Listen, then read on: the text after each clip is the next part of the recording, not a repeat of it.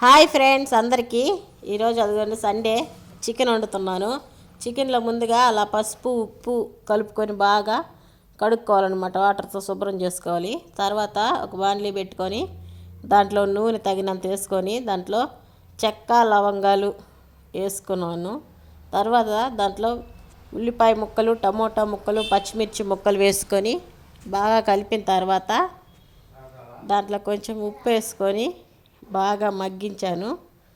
అదిగో చూడండి, ఉప్పు వేసుకోవటం వల్ల తొందరగా మగ్గిపోతాయి అన్నమాట టమాటాలు, ఉల్లిపాయ ముక్కలు.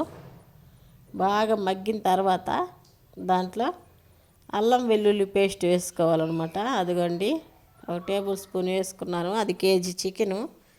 ఒక స్పూను మళ్ళీ సగం వేసుకున్నా. బాగా కలుపుకోవాలా. అది బాగా ఫ్రై అవ్వాలన్నమాట. అల్లం వెల్లుల్లి పేస్ట్ పచ్చివాసన పోయేంత వరకు. అదిగోండి, బాగా వేగిపోయింది. ఇప్పుడు దాంట్లో మనం ముందుగా శుభ్రం చేసి పెట్టుకున్న చికెన్ని వేసుకుంటున్నాను. అదిగో చూడండి, ఆ విధంగా వేసుకోవాలి. వేసుకున్న తర్వాత దాన్ని ఒకసారి గంటతో తిప్పుకొని తర్వాత ఆ చికెన్లో కొంచెం ఉప్పు పసుపు వేసుకోవాలన్నమాట. ఆ ఉప్పు పసుపు వేసుకొని మగ్గించుకోవాలి కాసేపు మూత పెట్టుకొని. అంటే అలా మగ్గించుకోవటం వల్ల దాంట్లో ఉండే వాటర్ అంతా వచ్చేస్తుంది అనమాట బయటికి.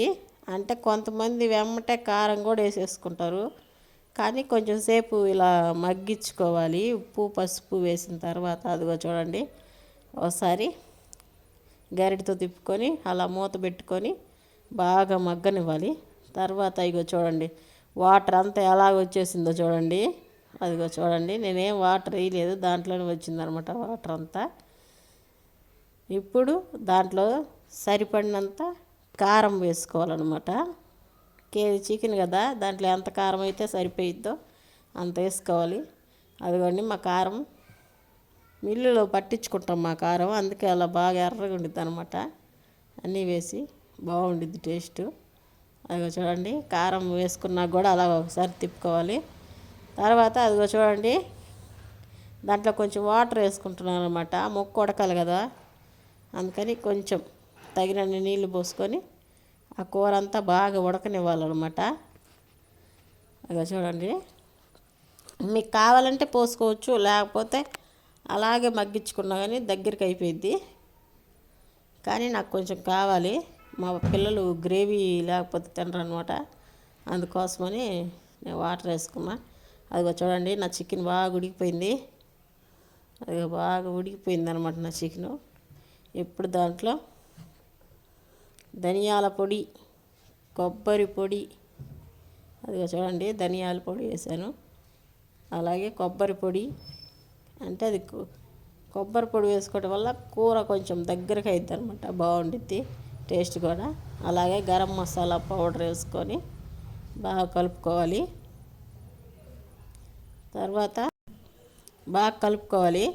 తర్వాత దాంట్లోనే కొత్తిమీర కూడా వేసుకోవాలన్నమాట. ఆ విధంగా కొత్తిమీర కూడా వేసుకొని బాగా మళ్ళీ ఒకసారి కలుపుకొని ఒక 5 నిమిషాలు సిమ్లో పెట్టుకొని ఉడికించుకోవాలి. ఎందుకంటే ఆ వేసిన మసాలా కొంచెం మిక్స్ అవ్వటానికి అనమాట, అంతా కలిసిపోవటానికి. అంతేనండి, అదిగోండి నా చికెన్ కూర రెడీ అయిపోయింది. బాగా వచ్చింది గ్రేవీగా, కూర ముక్క బాగా ఉడికింది. ప్లీజ్ మా ఛానల్ని సబ్స్క్రైబ్ చేయండి, లైక్ చేయండి.